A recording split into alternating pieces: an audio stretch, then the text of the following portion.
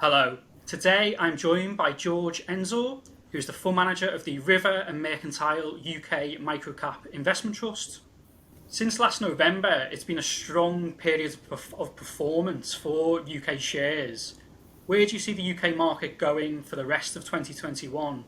And is there a danger that some smaller company shares have seen their share prices move too far and too quickly? So I'm gonna dodge the how's the market going to play out for the next 4 months, the impossible question, but focus on the small cap question because I think more relevant and it's something I've got a view on. So we need to acknowledge that small caps have had a fantastic run over the last 9 months, but I don't think that means they can't continue to outperform. One of the things that happened was we started from a very depressed point. If you think back through 2018, not a great year for small caps. 2019, very poor year for small caps. Early 2020, not great. So we started from very depressed levels. There has been an element of catch up. I also think that it's a part of the market where you get very good value for money from active fund management, and the long-term data suggests owning it because over the long term, smaller companies outperform. It's going to be quite difficult to time small cap outperformance and underperformance because to a certain extent it's driven by sentiment. That's the impact of the liquidity.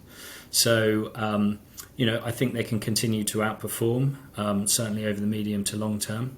And, I think what we're seeing at the moment, I saw a sell side bit of research recently that said we've seen 86 deals, not all of which have been successful in the UK so far this year. So global investors, corporates, private equity are recognising the value on offer in the UK and are coming in and taking those businesses private. And we've seen a lot of those happening in small cap and mid cap.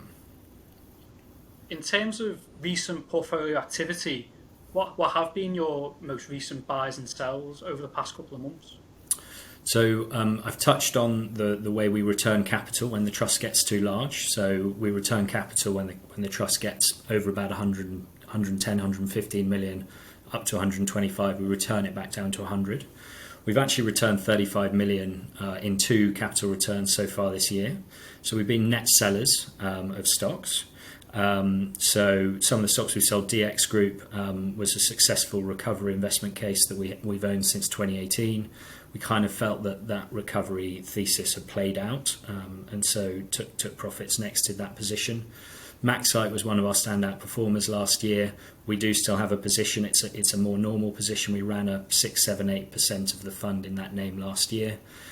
We've got a more normal position there now and have taken a lot of capital out of that. We've had some bids in the portfolio, so Cambria Automobiles, Sigma Capital, and AFH Financial have all been taken private. And then to touch, I guess, on a couple of the less successful exits, Techmar and Adept Technology are businesses we had owned for a while. They hadn't been working out. They were both cheap, but had earnings downgrades and challenges to their investment cases. And so, as part of those capital return processes, we removed our lower conviction positions from the portfolio. In terms of the buys, we've been busy in the IPO market. So, CMO Group, Virgin Wines. We've done Supreme Imports earlier in the year, Lend Invest more recently. Another business we bought through a placing, not an IPO, is DF Capital, which is a more traditional lending business. They've got a banking license. They, customer deposits at 1%, sub 1%. They're lending out into quite niche markets at 7 or 8%. So delivering a pretty attractive gap between those two rates.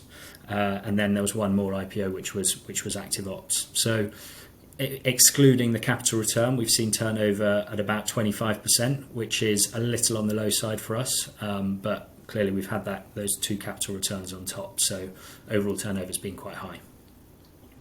Investing in smaller companies is deemed to be riskier than investing in larger companies.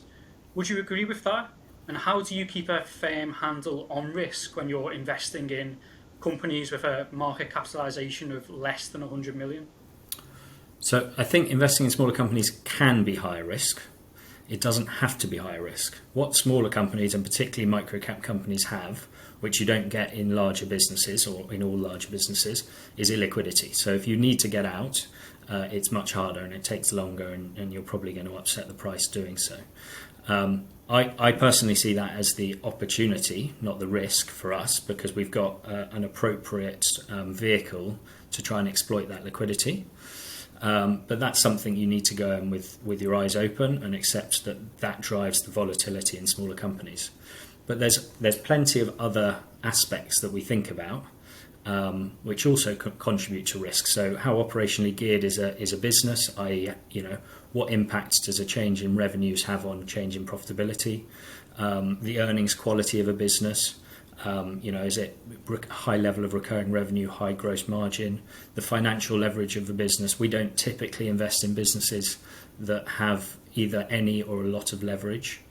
Accounting quality is something we spend a lot of time looking at. So are companies using accrual accounting? Are there liabilities on the balance sheet that the market's not paying enough attention to? Duration risk is something that we also see.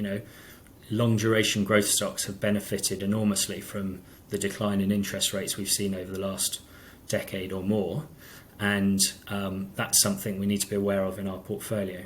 So that applies whether you're a micro cap, a small cap, or a large cap stock, and I think that we try and minimise a lot of those risks, but we do maximise on the liquidity risk. I think that shows through in our drawdown in Q1. We had about 0.8 of the drawdown of the market. So that helps from being invested in high quality companies with strong balance sheets. In regards to the AIM market, which the trust exclusively invests in, how much of a blow would it be if inheritance tax relief was taken away from the AIM shares that qualify for that relief?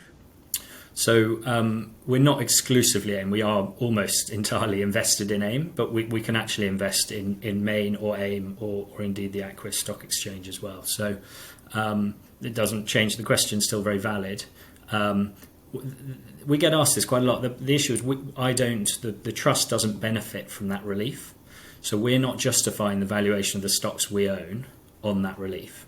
So in theory, I appreciate it's not how it would play out, but in theory it shouldn't change the value of our stocks that we own if that was taken away. And I don't think it will be taken away, but it shouldn't change how we view intrinsic value of these stocks. I'd also say quite a few of those stocks that do have that big IHT following tend to be too expensive for us to own. They don't get through our process, and they are often outside of my universe anyway, because they tend to be larger than 100 million.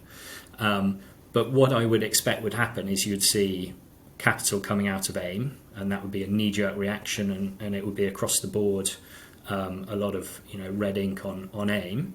And I think that would be a fantastic opportunity to select some high-quality businesses that perhaps historically have looked too expensive, and to buy into those.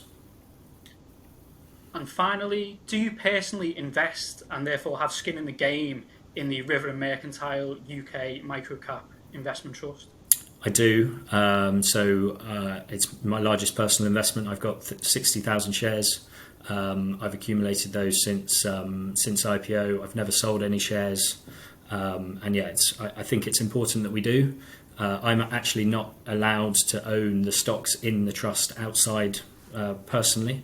So the only way I can get exposure to the companies that I'm working on is through the trust, and I think that's the right way. So absolutely I do, yeah. George, thank you for your time today. Thank you, Carl.